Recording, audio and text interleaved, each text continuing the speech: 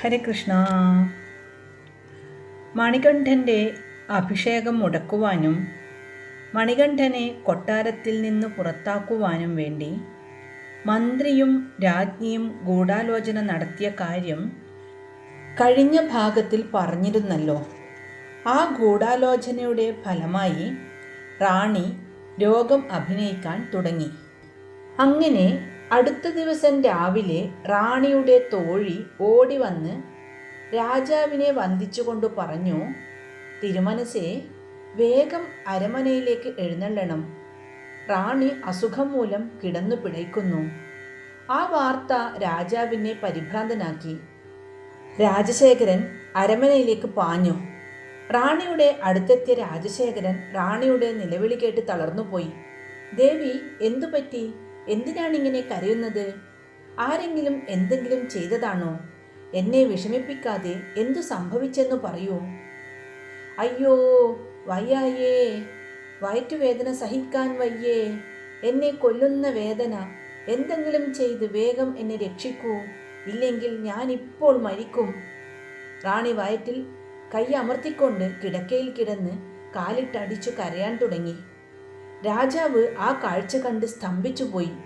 വാതിക്കൽ എത്തിയ മന്ത്രിയെ രാജാവ് അകത്തേക്ക് വിളിച്ചു. മന്ത്രി, റാണി വയറ്റുവേദനയാൽ പുളയുകയാണ്. എങ്ങനെ സംഭവിച്ചു എന്നറിയില്ല. വേഗം കൊട്ടാരം വൈദ്യനെ വരുത്തുക. ഉടനെ വരുത്താം തിരുമനസേ. മന്ത്രി വേഗം പുറത്തേക്ക് പാഞ്ഞു. ക്ഷണനേരത്തിനുള്ളിൽ കൊട്ടാരം വൈദ്യനുമായി മന്ത്രി മടങ്ങിയെത്തി. വൈദ്യൻ രാജാവിനെ വണങ്ങി. അപ്പോൾ രാജാവ് പറഞ്ഞു, കലശലായ വയറ്റുവേദനയാൽ റാണി പുളയുകയാണ്. വേഗം പരിശോധിക്കുക വൈദ്യരെ. കൽപ്പന പോലെ വൈദ്യൻ റാണിയോട് രോഗവിവരങ്ങൾ അന്വേഷിച്ചു. റാണിയുടെ കണ്ണ്, നാക്ക്, നാഡി എന്നിവ പരിശോധിച്ചു. വേദനയുള്ള ഭാഗങ്ങളിൽ അമർത്തി നോക്കി. അല്പനേരം പരിശോധിച്ചെങ്കിലും റാണിക്ക് പ്രത്യേകിച്ച് എന്തെങ്കിലും രോഗലക്ഷണമുള്ളതായി കണ്ടെത്താനായില്ല. എങ്കിലും വയറുവേദന ശമിപ്പിക്കാനും ദഹനത്തിനുമുള്ള ചില ഔഷധങ്ങൾ വൈദ്യൻ റാണിയെ കൊണ്ട് സേവിപ്പിച്ചു. അല്പനേരം കാത്തിരുന്നിട്ടും റാണിയുടെ അസുഖത്തിന് മാറ്റമൊന്നുമില്ല. വൈദ്യൻ മറ്റൊരു മരുന്ന് കൊടുത്തു. ഒരു തൈലം തോഴിമാരെ കൊണ്ട് റാണിയുടെ വയറ്റിൽ പുരട്ടി തഴുകിച്ചു. എന്നിട്ടും റാണിയുടെ അസുഖത്തിന് യാതൊരു മാറ്റവും കണ്ടില്ല. അന്ന് വൈകുന്നതുവരെ വൈദ്യർ റാണിയെ നിരീക്ഷിച്ചുകൊണ്ട് അടുത്തിരുന്ന് പല മരുന്നുകളും മാറി മാറി പരീക്ഷിച്ചു കൊണ്ടിരുന്നു. റാണിയിൽ ഒരു മാറ്റവും കാണാതായപ്പോൾ വൈദ്യൻ പറഞ്ഞു, തിരുമനസേ, എൻ്റെ ഇതുവരെയുള്ള ചികിത്സാനുഭവങ്ങളിൽ ഇങ്ങനെയൊരു രോഗം ആർക്കെങ്കിലും ഉള്ളതായി അനുഭവപ്പെട്ടിട്ടില്ല. റാണിയുടെ വയറ്റുവേദനയ്ക്കുള്ള കാരണം പരിശോധനയിൽ മനസ്സിലാക്കാനാവുന്നില്ലെന്ന് തിരുമനസിനെ ഉണർത്തിക്കുന്നു. മറ്റേതെങ്കിലും വൈദ്യന്മാരെ കൂടി ഒന്ന് കാണിക്കുന്നത് നന്നായിരിക്കുമെന്നാണ് അടിയൻ്റെ പഴമനസ്സിൽ തോന്നിക്കുന്നത്. വൈദ്യന്റെ അഭിപ്രായപ്രകാരം മന്ത്രി പ്രശസ്തരായ ഏതാനും വൈദ്യന്മാരെ കൂടി കൊട്ടാരത്തിൽ വിളിച്ചു വരുത്തി റാണിയെ ചികിത്സിപ്പിച്ചു. കൊട്ടാരം വൈദ്യനേക്കാൾ കേമന്മാരായിരുന്നു അവരിൽ പലരും. പക്ഷേ ആർക്കും റാണിയുടെ രോഗം എന്താണെന്നോ രോഗലക്ഷണം എന്താണെന്നോ മനസ്സിലാക്കാൻ കഴിഞ്ഞില്ല. അവർ പല മരുന്നുകൾ മാറി മാറി നൽകി ചികിത്സിച്ചെങ്കിലും രോഗം പൂർവാധികം മൂർച്ഛിക്കുകയാണ് ചെയ്തത്. രാജാവ് കൂടുതൽ ദുഃഖിതനായി തീർന്നു. മന്ത്രി, എൻ്റെ റാണിയുടെ ദുഃഖം മാറ്റാൻ ഒരു മാർഗവുമില്ലേ?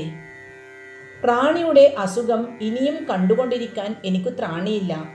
റാണിക്ക് എന്തെങ്കിലും സംഭവിച്ചാൽ പിന്നെ എൻ്റെ ജീവിതം തകർന്നതു തന്നെ. എന്തെങ്കിലും ഒരു പോംവഴി കണ്ടെത്തൂ, ദീനമായി രാജാവ് മന്ത്രിയോട് പറഞ്ഞു. തിരുമനസേ, അപൂർവ സിദ്ധിവിശേഷമുള്ള ഒരു വൈദ്യനെക്കുറിച്ച് എനിക്ക് അറിവ് ലഭിച്ചിട്ടുണ്ട്. തിരുമനസ് സമ്മതിക്കുകയാണെങ്കിൽ ഞാൻ അയാളെ തേടിപ്പിടിച്ചു കൊണ്ടുവരാം, മന്ത്രി പറഞ്ഞു. ഇതിന് എൻ്റെ അനുമതിക്ക് കാക്കേണ്ട ആവശ്യമില്ല. റാണിയുടെ ദീനം ഭേദമാക്കാൻ ഉചിതമായത് എന്താണോ അത് മന്ത്രി ചെയ്തു കൊള്ളുക. എവിടെയുള്ളവനായാലും വേണ്ടിയില്ല, ആ വൈദ്യനെ എത്രയും വേഗം കൂട്ടിക്കൊണ്ടുവരിക. രാജാവിൻ്റെ കൽപ്പന കേട്ടപ്പോൾ മന്ത്രിയുടെ ചുണ്ടിൽ ഗൂഢമായ മന്ദസ്മിതം പ്രകടമായി. സംഗതി താൻ നിശ്ചയിച്ച പ്രകാരം പുരോഗമിക്കുന്നതോർത്ത് മന്ത്രി സന്തോഷിച്ചു. മന്ത്രി അകലെ നിന്ന് കൊണ്ടുവരുന്ന മട്ടിൽ ഒരു വ്യാജ വൈദ്യനെ കൊട്ടാരത്തിൽ എത്തിച്ചു. അവന് നേരത്തെ തന്നെ തക്കതായ പ്രതിഫലം നൽകി കാര്യങ്ങളെല്ലാം പറഞ്ഞു ഉറപ്പിച്ചിരുന്നു.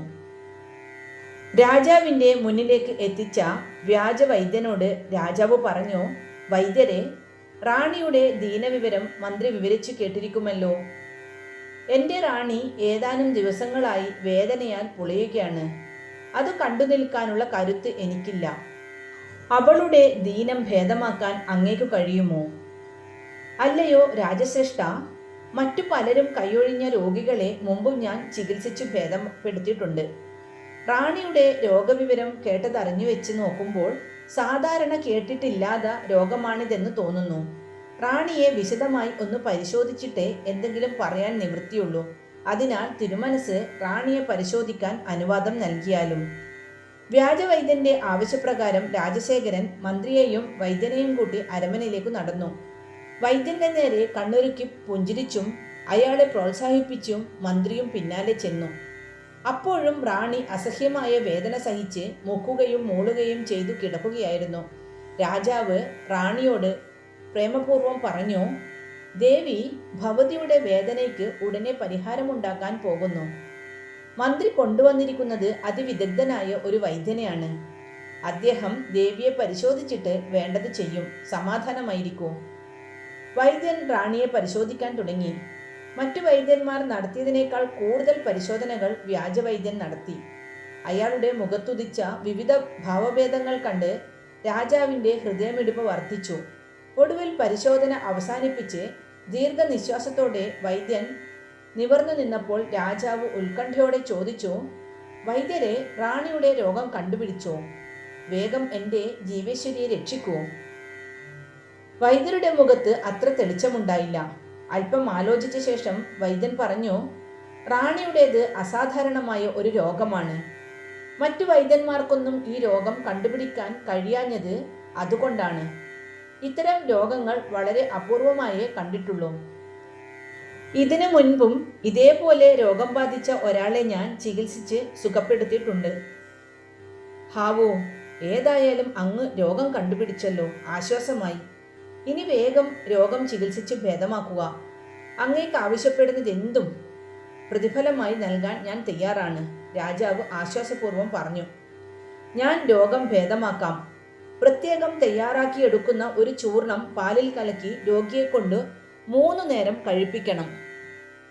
അപ്പോൾ രോഗം പൂർണ്ണമായി മാറും. നിസ്സാരഭാവത്തിലാണ് വൈദ്യൻ അത് പറഞ്ഞത്. എത്ര പാൽ വേണമെങ്കിലും ഉടനെ എത്തിക്കാം. പശുവിൻ പാൽ വേണോ ആട്ടിൻ പാൽ വേണോ? രാജാവ് ചോദിച്ചു. ഇത് അവിടുന്ന് കരുതുന്നത് പോലെ നിസ്സാരമായ കാര്യമല്ല. പശുവിൻ പാലും ആട്ടിൻ പാലും ഒന്നുമല്ല എനിക്ക് വേണ്ടത്.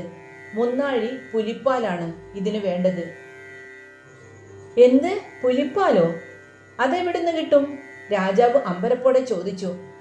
വിലയ്ക്ക് വാങ്ങാൻ കിട്ടുന്ന സാധനമല്ല പുലിപ്പാല്. ഈറ്റപ്പുലിയെ പിടികൂടി കറന്നെടുക്കണം. അതിന് കാട്ടിലേക്ക് സമർത്ഥരായ ആരെയെങ്കിലും അയക്കണം, വൈദ്യൻ അഭിപ്രായപ്പെട്ടു. വൈദ്യരെന്താണ് ഈ പറയുന്നത്? ഈറ്റപ്പുലിയെ പിടികൂടി പാൽ കറന്നെടുക്കാനോ? നടക്കുന്ന കാര്യമാണോ അത്? ഈറ്റപ്പുലിയുടെ അടുത്തേക്ക് ചെല്ലുന്നവരെ പുലി കടിച്ചു പറിച്ചു തിന്നുകളയില്ലേ? പുലിപ്പാലിന് പകരം മറ്റെന്തെങ്കിലും ആയാൽ നമുക്ക് വേഗം സംഘടിപ്പിക്കാം, രാജാവ് പരിഭ്രമത്തോടെ പറഞ്ഞു. രാജൻ, ഈ അസുഖം ഭേദമാക്കണമെങ്കിൽ പുലിപ്പാൽ കിട്ടിയേ മതിയാവൂ. അതിന് സമർത്ഥരായ പടയാളികളെ കാട്ടിലേക്ക് അയക്കാൻ നോക്കിയാലും, വൈദ്യൻ അഭിപ്രായപ്പെട്ടു. രാജാവ് ധർമ്മസങ്കടത്തിലായി. പടയാളികളായാലും അവരും മനുഷ്യരല്ലേ? ശക്തരും നരഭോജികളുമായ മൃഗങ്ങളെ എങ്ങനെയാണ് പിടികൂടാൻ കഴിയുന്നത്? പ്രസവിച്ചു കിടക്കുന്ന പുലികൾ കൂടുതൽ വീറും വാശിയുമുള്ളവരായിരിക്കുമെന്ന് കേട്ടിട്ടുണ്ട്.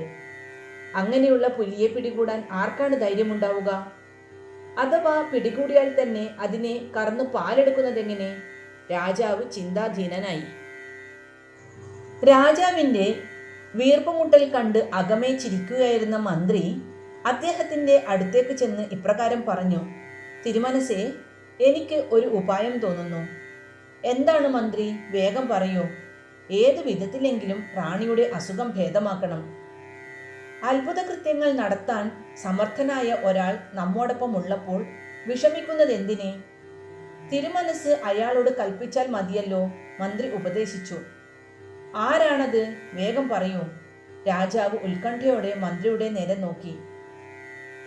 മറ്റാരുമല്ല തിരുമനസേ, നമ്മുടെ മണികണ്ഠൻ വിചാരിച്ചാൽ പുലിപ്പാലല്ല പുലിയെ തന്നെ കൊണ്ടുവരാൻ കഴിയുമെന്നതിന് സംശയം വേണ്ട.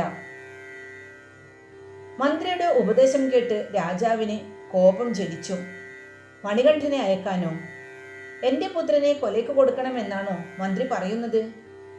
റാണിയെ രക്ഷിക്കാനായി എൻ്റെ പുത്രനെ വന്യമൃഗത്തിൻ്റെ മടയിലേക്ക് പറഞ്ഞയക്കണോ ഞാൻ? ഇത്രയും വലിയ ക്രൂരത ഒരു പിതാവിന് ചെയ്യാൻ കഴിയുമോ മന്ത്രി? ദുഃഖവും ആശങ്കയും അധികരിച്ച രാജശേഖരൻ പൊട്ടിത്തെറിക്കും മട്ടിൽ ചോദിച്ചു. മന്ത്രി മറുപടി പറയാനാവാതെ മൗനം ഭജിച്ചു. ഞാൻ കൊണ്ടുവരാം അച്ഛാ പുലിപ്പാൽ. ആ ശബ്ദം കേട്ട് എല്ലാവരും ഞെട്ടിത്തിരിഞ്ഞു നോക്കി. അതാ നിൽക്കുന്നു മണികണ്ഠൻ. അച്ഛാ, അമ്മയുടെ രോഗം മാറ്റാൻ എന്താണോ വേണ്ടത് അത് എത്ര സാഹസപ്പെട്ടായാലും കൊണ്ടുവരേണ്ടത് പുത്രന്റെ കർത്തവ്യമാണ്, മണികണ്ഠൻ പറഞ്ഞു. മണികണ്ഠ, വളരെ അപകടകരമായ കാര്യമാണിത്. മനുഷ്യർക്ക് സാധിക്കാത്തതായ കാര്യം. കുമാരന് അസാധ്യമാണ് ഇത് ചെയ്യാൻ. സ്വയം ആപത്തിലേക്ക് എടുത്തു ചാടരുത്. രാജശേഖരൻ പുത്രനെ വിലക്കി. അച്ഛൻ ധൈര്യമായിരിക്കൂ. അസാധ്യമെന്ന് കരുതി ഭയന്ന് വീട്ടിലിരുന്നാൽ അമ്മയുടെ ജീവൻ അപകടത്തിലാവില്ലേ? അതിനാൽ കാട്ടിലേക്ക് ഞാൻ പുറപ്പെടാം. അതിനെന്നെ അനുവദിച്ചാലും, മണികണ്ഠൻ പറഞ്ഞു. കുമാരൻ ശ്രമിച്ചു നോക്കട്ടെ പ്രഭു. ഇനിയും വൈകിയാൽ റാണിയുടെ ജീവന് ആപത്താണ്.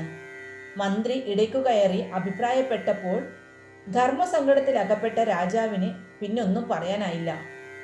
അപ്പോൾ തന്നെ മണികണ്ഠൻ അമ്പും വില്ലുമായി യാത്രയ്ക്കു തയ്യാറായി വന്ന് രാജാവിൻ്റെ പാദങ്ങളിൽ നമസ്കരിച്ചിട്ട് പുറത്തേക്കു നടന്നു.